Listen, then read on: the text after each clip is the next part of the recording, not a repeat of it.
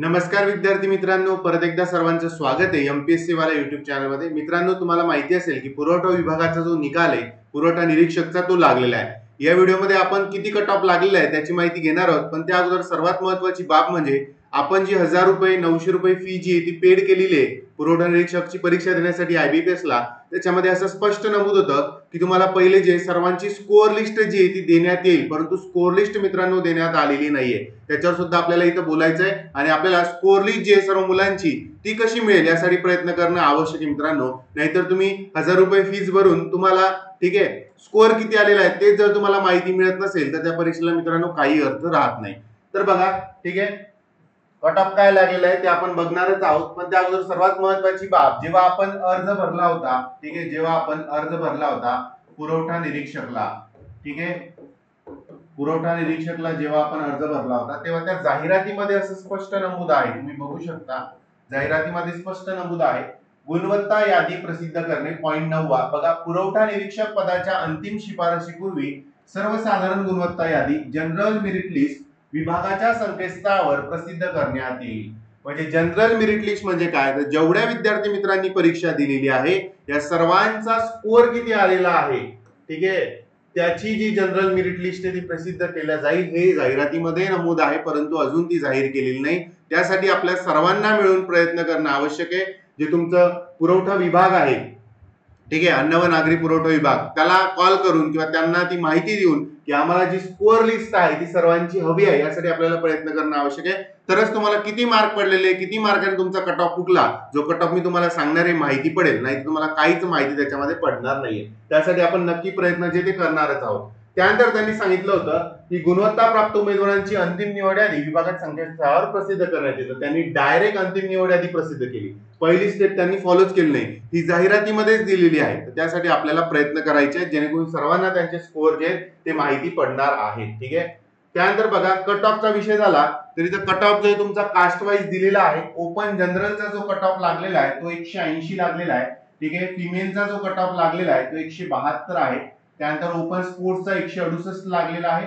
बाकी तुम्ही एक serviceman, project affected, earthquake affected, part time graduate, ठीक आहे, याचे सुद्धा कट ऑफ जे तुम्ही बघू शकता। त्यानंतर तुम्ही एससी जनरलचा जर कट ऑफ बघितला तर तो 174 लागलेला आहे 200 पैकी, ठीक आहे। फिमेलचा कट ऑफ जो आहे तो 166 लागलेला आहे आणि ओबीसी स्पोर्ट एससी स्पोर्टचा कट ऑफ जो आहे तो 152 लागलेला आहे। बाकी एक सर्व्हिसमॅन, प्रोजेक्ट अफेक्टेड 134 162 आणि पार्ट टाइम जो आहे 162 लागलेला आहे। त्यानंतर एसटीचा जनरलचा जो कट ऑफ आहे तो 170 लागलेला आहे 200 पैकी, फिमेलचा 158 लागलेला आहे, ठीक आहे। एक सर्व्हिसमॅन पार्ट टाइम इथं जागा होत्या तर एक सर्व्हिसमॅनचा एसटीचा 128 आणि पार्ट टाइमचा 162 लागलेला आहे। बाकी डीटीए, एनटीबी, एनटीसी, एनटीडी, ठीक आहे, यांच्या जागा ज्या आहेत त्या कमी होत्या, सो त्यांचे कट ऑफ सुद्धा तुम्ही बघू शकता। डीटीए चा जनरलचा 172 आहे, एनटीबी जनरलचा कट ऑफ जो आहे तो तुमचा 170 आहे, एनटीसी जनरलचा कट ऑफ जो तुमचा लागलेला आहे तो 174 लागलेला आहे आणि एनटीडी जनरलचा जो कट ऑफ आहे तो 176 लागलेला आहे, ओके। बाकी ओबीसी जनरलचा जो तुमचा कट ऑफ आहे तो 176 लागलेला आहे, फिमेलचा 168, ठीक आहे। स्पोर्ट्सचा जो कट ऑफ आहे ओबीसीचा 160 आहे, बाकी ठीक आहे, एक serviceman, project affected, earthquake affected, part time graduate यांचे कट ऑफ 152 166 162 170 लागलेले आहेत, ठीक आहे।